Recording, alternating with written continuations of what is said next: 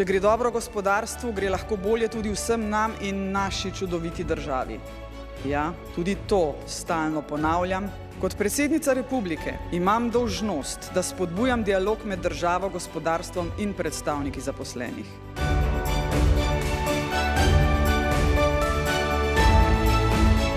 Slovensko gospodarstvo ima veliko srce.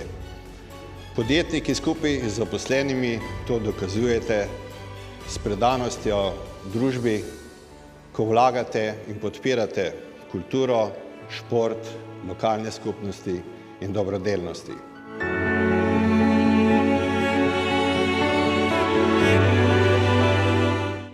Želim, da se me zapomnijo prvo kot človeka in potem kot dobrega vodjo. Torej pomeni, da si človeški v odnosih, tako v poslovnih kot v privatnih oziroma tudi izven službe. Brez ljubezni do problema, ki ga rešujemo, in do ljudi, s katerimi ga rešujemo, ne bi nikoli uspeli.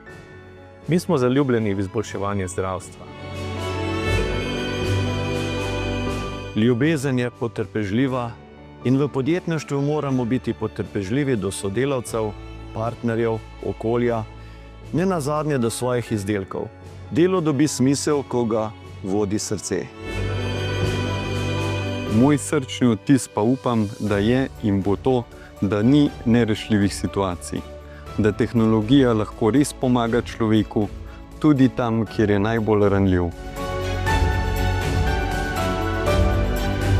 Drage gospodarstvenice in gospodarstveniki, ki vsak dan sprejemamo in sprejemate najzahtevnejše odločitve pri tekmovanju na neizprostnih tujih mednarodnih trgih, doma v domovini, pa dokler je temu tako, lahko še vedno rečemo, tudi mi smo Slovenija. Hvala lepa.